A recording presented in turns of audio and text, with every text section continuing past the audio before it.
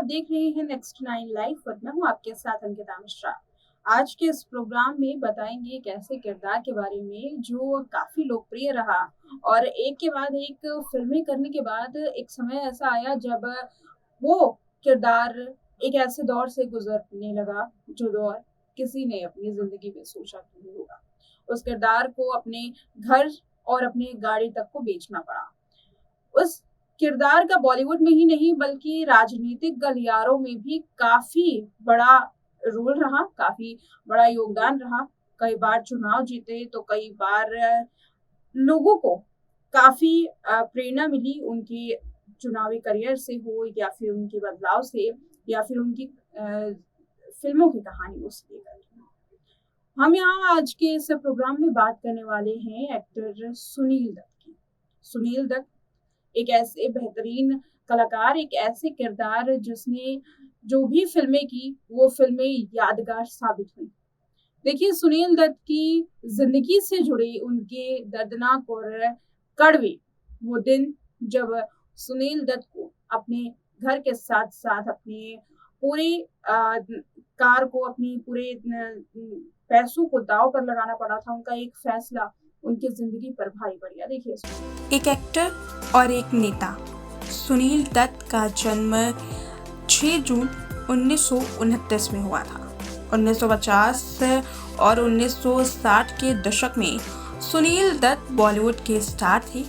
उन्होंने mother India, साधना, इंसान जाग उठा, सुजाता, मुझे जीने दो, पड़ोसन जैसी कई हिट फिल्में दी थी। वो एक्टिंग के साथ साथ राजनीति में भी काफ़ी कामयाब रहे।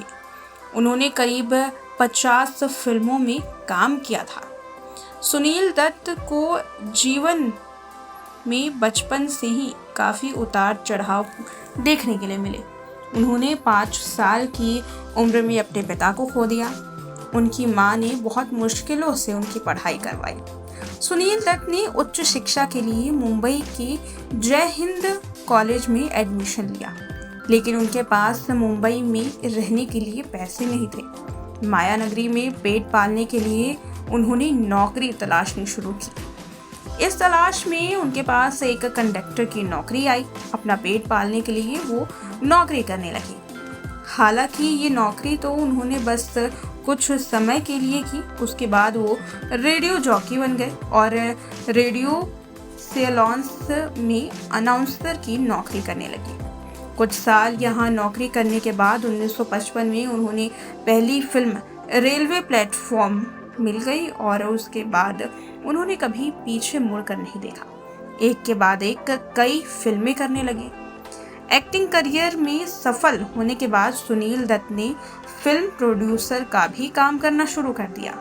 लेकिन इसी वक्त कुछ ऐसा हुआ जिसने उनकी आर्थिक स्थिति को बहुत खराब कर दिया। मीडिया रिपोर्ट्स की माने तो सुनील दत्त फिल्म रेशमा और शेरा का प्रोडक्शन कर रहे थे और खुद इसमें लीड रोल निभा रहे थे।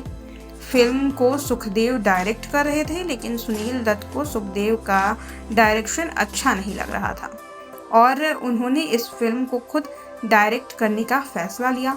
सुखदेव के डायरेक्शन में फिल्म की शूटिंग काफ़ी हद तक पूरी हो गई थी, लेकिन सुनील दत्त ने इसे फिर से शूट करने का फैसला लिया और इससे उन पर 60 लाख रुपए का कर्ज हो गया। कर्ज में डूबे सुनील दत्त को एक और झटका तब लगा जब ये फिल्म फ्लॉप हो गई। फिल्म के पिटते ही लोग उनसे पैसे मांगने लगे। इस बारे में बात करते हुए सुनील दत्त ने एक इंटरव्यू में बताया था, मैं उस वक्त दिवालिया हो गया था। मुझे अपनी कारें बेचनी पड़ी। मैं बस में सफ़र करने लगा।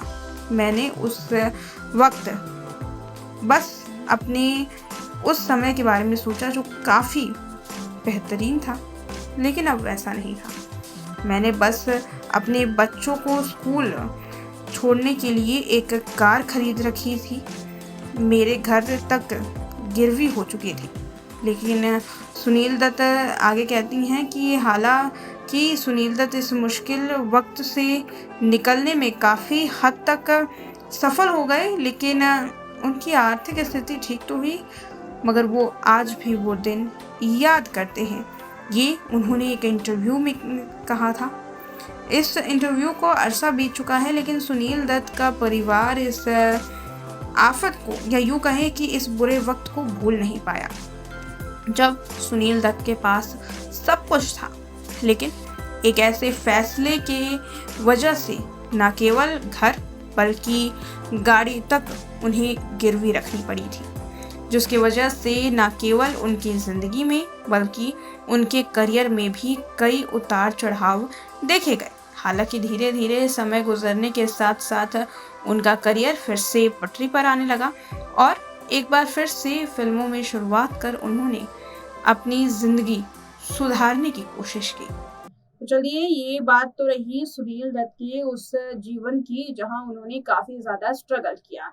अब हम आपको बताते हैं सुनील दत्त के राजनीतिक करियर के बारे में। आखिर उनका राजनीतिक करियर कैसा रहा और इस राजनीतिक दांवपेच में एक अभिनेता ने खुद को कैसे ढाला, देखिए इस रिपोर्ट में। राजनीति में गहरी रुचि रखने वाले सुनील दत्त 1981 में मुंबई के शेरिफ चुने गए। उसके बाद 1984 में वे कांग्रेस पार्टी में शामिल हो गए और मुंबई उत्तर पश्चिम लोकसभा सीट से चुनाव जीत सांसद का कार्यभार भी संभाला। दत्त यहां से लगभग 5 बार चुने गए। जब पंजाब में सिख उग्रवाद अपने चरम पर था, तब 1987 में दत्त ने मुंबई से अमृतसर के स्वर्ण मंदिर तक 1250 मील शांति मार्च का नेतृत्व किया। दत्त ने झुग्गी झोपड़ी में रहने वालों के लिए सक्रिय रूप से काम किया। मनमोहन सिंह की सरकार में साल 2004 से 2005 तक वे खेल एवं युवा मामलों के कैबिनेट मंत्री रहे। दत्त ने कई पुरस्कारों से सम्मानित भी हुए और साथ ही भारत सरकार ने 1966 में उन्हें पद्मश्री सम्मान प्रदान किया था। वहीं उन्हें 2 बार सर्वश्रेष्ठ अभिनेता के लिए फिल्म फेयर पुरस्कार से भी नवाजा गया है। 25 मई 2005 को सुनील दत्त का निधन हो गया। उसके बाद उनकी बेटी प्रिया दत्त ने अपने पिता से विरासत में मिली सीट से चुनाव लड़ा और उसके बाद जीत हासिल की। सुनील दत्त की कुछ ऐसी फिल्में हैं जो आज भी याद की जाती हैं, जैसे यादें, पड़ोसन, मदर इंडिया, खानदान, मुझे जाने दो। ये ऐसी फिल्में हैं जिसमें सुनील दत्त की अदाकारी देखकर हर कोई उनका दीवाना हो जाता। तो एक नेता के साथ साथ एक बेहतरीन कलाकार, दोनों ही किरदार में सुनील दत्त ने अपने आप को इतने बखूबी से पिरोया, या यूं कहे कि इतने बखूबी इस किरदार में ढले कि आज भी उनका ही किरदार हर किसी की ज़बानी आता है। और उस दौर के लोग सुनील दत्त की राजनीति से लेकर के उनकी जो कहानियां हैं उसकी चर्चा करते हैं। आपको कैसे लगी सुनील दत्त की ये कहानी और उनके जीवन से जुड़ी उनकी ये राज, कमेंट करके जरूर बताइएगा। देखते रहे नेक्स्ट 9 लाइव।